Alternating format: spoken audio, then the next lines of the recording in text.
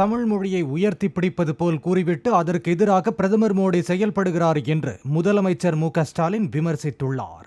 திருச்சி தொகுதியில் போட்டியிடும் துரை வைகோ, பெரம்பலூரில் போட்டியிடும் அருண் நேரு ஆகியோரை ஆதரித்து திருச்சி சிறுகனூரில் தேர்தல் பிரச்சாரத்தை தொடங்கிய ஸ்டாலின், சமஸ்கிருதத்தின் வளர்ச்சிக்கு அதிக நிதி ஒதுக்கிவிட்டு தமிழ்தான் நாட்டின் மூத்த மொழி என கூறி பிரதமர் மோடி நீலிக்கண்ணீர் வடிப்பதாக கூறினார். தமிழ்நாட்டுக்கு விரோதமாக எல்லாத்தையும் செஞ்சுட்டு தமிழ்தான் மூத்த மொழின்னு பிரதமர் மோடி நீலிக்கண்ணீர் வடிக்கலாமா? நான் கேட்கிறேன், சமஸ்கிருத வளர்ச்சிக்கு நீங்க கொடுத்த நிதி எவ்வளவு? தமிழ் வளர்ச்சிக்கு நீங்கள் கொடுத்த நிதி எவ்வளவு? இதை கூச்சம் இல்லாம தமிழ்நாட்டுக்கு வந்து சொல்வார் அவர். குடியுரிமை திருத்த சட்டத்தை ஆதரித்துவிட்டு தற்போது சிறுபான்மையினர் நலன் பற்றி எடப்பாடி பழனிசாமி பேசுவதாக விமர்சித்த முதலமைச்சர், அதிமுகவின் 2 கால ஆட்சியை மக்கள் மறந்துவிட்டார்கள் என்று இபிஎஸ் தப்பு கணக்கு போடுவதாக கூறினார். குடியுரிமை திருத்த சட்டத்துக்கு ஆதரவாக வாக்களிச்சிட்டு சிறுபான்மையினர் நலன் பத்தி இப்ப பேசுறாரு பழனிசாமி. அவருடைய 2 கால ஆட்சியை நீங்க எல்லாம் மறந்துட்டு இருப்பீங்கன்னு தப்பு கணக்கு போடுறாரு பழனிசாமி. தூத்துக்குடி துப்பாக்கி சூடு, கொடநாடு கொள்ள தற்கொலை, மர்ம மரணங்கள், பொள்ளாச்சி பாலியல் வன்முறைன்னு பழனிசாமி ஆட்சியோட அவலங்கள் நீண்ட பட்டியலை போடலாம். கோயம்புத்தூரில் இருந்து அரசியல் மாற்றம் ஆரம்பமாக வேண்டும் என்பதற்காக தேர்தலில் களமிறங்கியிருப்பதாக பாஜக மாநில தலைவர் அண்ணாமலை தெரிவித்துள்ளார். கோவை விமான நிலையத்தில் செய்தியாளர்களை சந்தித்த அவர், தமிழகத்தில் வேறு எங்குமே இல்லாத அளவிற்கு கோவையில் பணமழை பொழிய திமுக உள்ளிட்ட கட்சிகள் தயாராக இருப்பதாக கூறினார். கோவை பாராளுமன்ற தொகுதியை பொறுத்தவரை ஏதோ போட்டி 3 வேட்பாளர் இருக்கின்றார்கள், 3 கட்சி இருக்கு, அவங்களுக்குள்ள போட்டி இல்லைங்கன்னா தமிழகத்தில் எங்கேயுமே இல்லாத அளவுக்கு பணமழை இங்கே பொழியும். கட்சிகள் தயாராக இருக்கின்றார்கள். இலவசங்கள் அள்ளி தெளிக்கப்படும், அதற்கும் தயாராக இருக்கின்றார்கள். எங்களுக்கு தெரியும், திமுக முதலமைச்சரே வந்து கோவையில் 40 நாள் உட்கார்ந்தாலும் சரித்திர மார்ஜின்ல பாரதிய ஜனதா கட்சி கோயம்புத்தூர் பாராளுமன்றத்தில் வெற்றி பெறும். நாங்கள் சவால் வரும், தமிழகத்தினுடைய அரசியல் மாற்றம் கோயம்புத்தூரிலிருந்து ஆரம்பமாக வேண்டும். வளர்ச்சிக்கான அரசியல் கோயம்புத்தூரிலிருந்து ஆரம்பமாக வேண்டும். 2026 சட்டமன்ற தேர்தலை குறிவைத்து நிஜ வளர்ச்சி என்றால் என்ன என்பதை மக்களுக்கு காட்டும் வகையில் சென்னை, கோவை, மதுரை உள்ளிட்ட முக்கிய தொகுதிகளில் பாஜக களமிறங்கி இருப்பதாக அண்ணாமலை தெரிவித்தார். பாரதிய ஜனதா கட்சி ஏன் திருப்பூர்ல நிக்குது? பாரதிய ஜனதா கட்சி ஏன் சென்னையில 3 இடத்துல நிக்குது? பாரதிய ஜனதா கட்சி ஏன் பெரிய நகரத்தில் நிக்குது? பாரதிய ஜனதா கட்சி ஏன் மதுரையில் நிக்குது? பாரதிய ஜனதா கட்சி ஏன் தென் பகுதியில் நிக்குது? பாரதிய ஜனதா கட்சி எதற்கு மத்திய பகுதியில் இருக்கு? பாரதிய ஜனதா கட்சி எதற்காக தனியாக 23 இடத்துல போட்டியிடும்? அதற்கெல்லாம் அடிப்படை காரணம் மாற்றி காட்டுகின்றோம், சபதம் எடுத்திருக்கிறோம். 1.5 ஆண்டுகள் 2 ஆண்டுகள்ல என்ன மாற்றம் தமிழகத்திற்கு வந்திருக்குன்னு நாங்க காட்டணும். அது காட்டினா மட்டும்தான் 2026 தமிழகத்தில் 234 தொகுதிகளிலும் பாரதிய ஜனதா கட்சி நம்முடைய நண்பர்கள் இங்கே வெற்றி பெற்று ஆட்சி அமைக்க முடியும். 2019ஆம் ஆண்டு தேர்தலில் பாஜக அளித்த வாக்குறுதிகளை நிறைவேற்றிவிட்டதாக தெரிவித்த அண்ணாமலை, போண்டா பஜ்ஜி சாப்பிட திமுக தேர்தல் அறிக்கையை மக்கள் பயன்படுத்திக் கொள்ளலாம் என்று விமர்சித்தார். திமுகவுக்கு தேர்தல் வருவதும், தேர்தல் அறிக்கை கொடுப்பதும், தேர்தல் அறிக்கையில் சொல்லியிருப்பதெல்லாம் செய்யாமல் இருப்பதும், அதன் பிறகு அடுத்த தேர்தல் வந்த பிறகு மறுபடியும் அந்த அறிக்கையை டைப் அடிச்சு சிலிண்டர் 100 ரூபா குறைக்கணும்னு சொன்னா 500 ரூபான்னு போடுவோம், பெட்ரோல் 5 ரூபான்னு சொன்னா 30 ரூபான்னு போடுவோம். இந்த தேர்தலும் பண்ண மாட்டாங்க. 2026 தேர்தல் பெட்ரோல் இலவசமாக கொடுப்பாங்க. பாருங்க, பொட்டணம் கட்டுறதுக்கு வீட்டில் நம்முடைய சகோதரிகள் சாமான வாங்குறீங்கன்னா திமுக தேர்தல் அறிக்கையை கழிச்சு பொட்டணம் கட்டுங்க. அதனால் சகோதர சகோதரிகளே, பாரதிய ஜனதா கட்சியினுடைய தேர்தல் அறிக்கை நான் சவால் விட்டுக்கிட்டு இருக்கேன். 295 பாயிண்ட் 2019 தேர்தல் அறிக்கையில விட்டிருக்கின்றோம், சவால் விட்டுக் கொண்டிருக்கின்றோம். 295 நிறைவேற்றிவிட்டு 2024 தயாராயிருக்கு. செங்கல்பட்டு மாவட்டம் பரனூர் சுங்கச்சாவடியில் வாகன ஓட்டி ஒருவரை ஊழியர்கள் தாக்கியதாக கூறி சக வாகன ஓட்டிகள் சாலை மறியலில் ஈடுபட முயன்றனர். சென்னை சித்தாலப்பக்கத்தைச் சேர்ந்த முருகன் என்பவர் மினி சரக்கு வாகனத்தில் குடும்பத்துடன் செஞ்சி நோக்கி சென்றுள்ளார். பரனூர் சுங்கச்சாவடியை கடக்கும் போது தனது கணக்கில் இருந்து கட்டணம் எடுக்கப்பட்டு விட்டதாக முருகன் கூறிய நிலையில் அவரது கணக்கில் பணம் இல்லை என சுங்கச்சாவடி ஊழியர்கள் தெரிவித்ததாக கூறப்படுகிறது. இதனால் இரு தரப்புக்கும் வாக்குவாதம் ஏற்பட்டு ஒரு கட்டத்தில் கைகலப்பாக மாறியுள்ளது.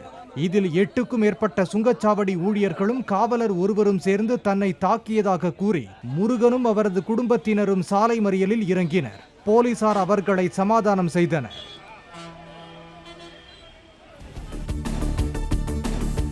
தென்காசி மாவட்டம் ஆலங்குளத்தில் இளம்பெண் காரில் கடத்தப்பட்டதாக காவலர் ஒருவரை வாட்ஸ்அப்பில் தவறான தகவலை பரப்பிய நிலையில் அப்பெண் தனது காதலனுடன் சென்றது தெரிய வந்துள்ளது.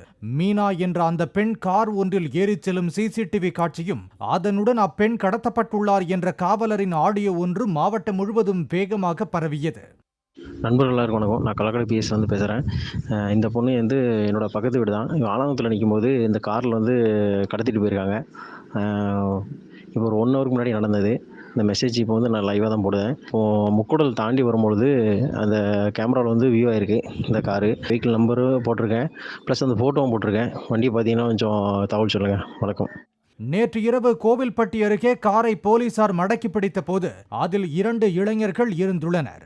மீனாவும் காட்பாடியைச் சேர்ந்த அஜித் என்பவரும் காதலர்கள் என்றும் குடும்பத்தினருக்கு தெரியாமல் திருமணம் செய்து கொள்வதற்காக அவர்களை அழைத்துச் சென்றதாகவும் அவர்கள் கூறியுள்ளனர். காரைக்காலில் தம்மை நம்பி செல்போனை கொடுத்த மூதாட்டியின் வங்கி கணக்கிலிருந்து 16 லட்சம் ரூபாய் திருடி வட்டிக்கு விட்ட வங்கி ஊழியரை போலீசார் கைது செய்தனர். தனது வீட்டின் கீழ்த்தளத்தை வங்கி ஒன்றுக்கு வாடகைக்கு விட்ட ராஜேஸ்வரி அங்கு பணியாற்றும் தட்சிணாமூர்த்தி என்பவரிடம் வங்கி தொடர்பாக தமக்கு வரும் எஸ்எம்எஸ்களை காட்டி வந்துள்ளார். ஒரு நாள் ராஜேஸ்வரியை தொடர்பு கொண்ட வங்கி ஊழியர்கள் அவரது பெயரில் எடுக்கப்பட்டுள்ள கடனுக்கு 3 மாதங்களாக வட்டி செலுத்தப்படாமல் உள்ளதாக கூறியுள்ளனர். தாம் கடன் ஏதும் வாங்கவில்லை என கூறிய ராஜேஸ்வரி போலீசில் புகார் அளித்தார். ராஜேஸ்வரி அவரது செல்போனை தட்சிணாமூர்த்தியிடம் கொடுத்தபோது அவர் அதில் நெட் பேங்கிங் ஆப்பை நிறுவி அதன் மூலம் ராஜேஸ்வரி பெயரில் 16 லட்சம் ரூபாய் கடன் வாங்கி அந்த பணத்தை தன்னிடம் கடன் கேட்ட ஒருவரின் வங்கி கணக்குக்கு மாற்றி அவரிடமிருந்து வட்டி வாங்கி வந்ததாக தெரிவித்த போலீசார் தட்சிணாமூர்த்தியை கைது செய்து பணத்தை மீட்டனர். தமிழ்நாட்டில் 3வது அணி என்பதே இல்லை. எந்தெந்த தொகுதியில் அவர்கள் டெபாசிட் வாங்கப் போகிறார்கள் என்றுதான் மக்கள் எதிர்பார்த்து இருப்பதாக அமைச்சர் ஏபவேலு கூறியுள்ளார். சேலம் மாவட்டம் வாழப்பாடி பகுதியில் கள்ளக்குறிச்சி திமுக வேட்பாளர் மலையரசனை அறிமுகப்படுத்தும் கூட்டம் நடைபெற்றது. அதில் திமுக என்பது மிகப்பெரிய ஆலமரம் என்றும் இதனால் அனைவருக்கும் பலன்தான் கிடைக்கும் என்றும் அமைச்சர் KN நேரு பேசினார். கோபிச்செட்டிப்பாளையத்தில் நடந்த வேட்பாளர் அறிமுக கூட்டத்தில் இந்தியா கூட்டணியின் சார்பில் திருப்பூர் மக்களவை தொகுதியில் போட்டியிடும் இந்திய கம்யூனிஸ்ட் கட்சியின் வேட்பாளர் சுப்பராயனை ஆதரித்து அமைச்சர் முத்துசாமி பரப்புரை மேற்கொண்டார்.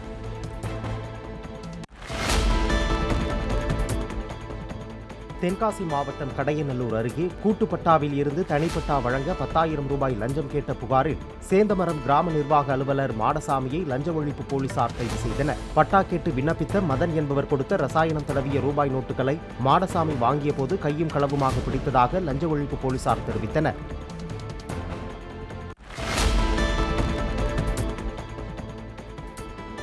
இந்தியாவிற்கே வழிகாட்டியாக முதலமைச்சர் செயல்படுவதாக அமைச்சர் ஐ. பெரியசாமி தெரிவித்தார். திண்டுக்கல் CPM வேட்பாளர் சச்சிதானந்தம் அறிமுக கூட்டத்தில் இவ்வாறு பேசினார். கடந்த 34 மாத ஆட்சி காலத்தில் சொன்ன வாக்குறுதிகள் மட்டுமல்லாமல் சொல்லாத வாக்குறுதிகளையும் முதல்வர் செய்து முடித்திருப்பதாக அமைச்சர் சக்கரபாணி கூறினார்.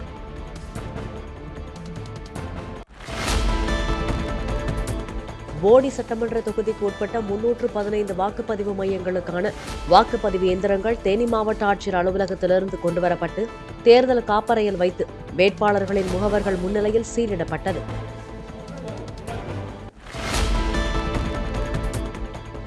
புதுச்சேரியில் உலக பிரசித்தி பெற்ற அருள்மிகு மணக்குள விநாயகர் கோயில் 9ஆம் ஆண்டு கும்பாபிஷேக விழாவையொட்டி நடைபெற்ற 27 நட்சத்திரங்களின் கோமாதா பூஜையில் திரளான பக்தர்கள் கலந்து கொண்டு சாமி தரிசனம் செய்தனர்.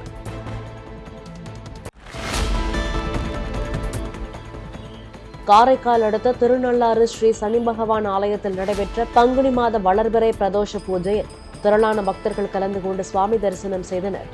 கோவிலைச் சேர்ந்த பிரகிருதி என்னும் யானை ஆலய பிரகாரத்தை வலம் வந்து சுவாமி தரிசனம் செய்தது.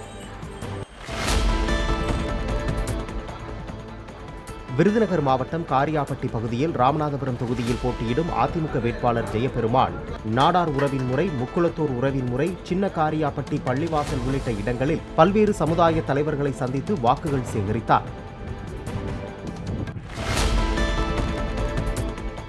காரைக்குடியில் நடைபெற்ற 86ஆம் ஆண்டு கம்பன் திருவிழாவில் சிறப்பு விருந்தினராக கலந்து கொண்ட சென்னை உயர்நீதிமன்ற நீதிபதி GR சுவாமிநாதன் நமது சட்ட அமைப்பு முற்றிலுமாக தோல்வியடைந்து விட்டதாகவும் ஒரு சிவில் வழக்கு முடிய 30 ஆண்டுகள் வரை ஆவதாகவும் வருத்தம் தெரிவித்தார். விருதுநகர் மாவட்டம் திருச்சூழியில் சுமார் 1000 ஆண்டுகள் பழமை வாய்ந்த அருள்மிகு ஸ்ரீ திருமேனிநாதர் துணைமாலை அம்மன் கோவிலில் திருக்கல்யாண வைபவம் வெகு விமரிசையாக நடைபெற்றது. ராமநாதபுரம் சமஸ்தான தேவஸ்தானத்திற்கு பாத்தியப்பட்டதும் 14 பாண்டிய ஸ்தலங்களில் 10வது ஸ்தலமாகவும் இக்கோவில் விளங்குகிறது. புதுக்கோட்டை மாவட்டம் வானக்கன்காடு முத்துமாரியம்மன் கோயிலின் 60ஆம் ஆண்டு விழாவை முன்னிட்டு நடத்தப்பட்ட கபடி தொடரில் தமிழகத்தின் பல்வேறு மாவட்டங்களிலிருந்து 35 அணிகள் கலந்து கொண்டன. முதலிடத்தை பிடிக்கும் அணிக்கு 1 லட்சம் ரூபாய் பரிசுத் தொகை வழங்கப்படும் என ஏற்பாட்டாளர்கள் தெரிவித்துள்ளனர்.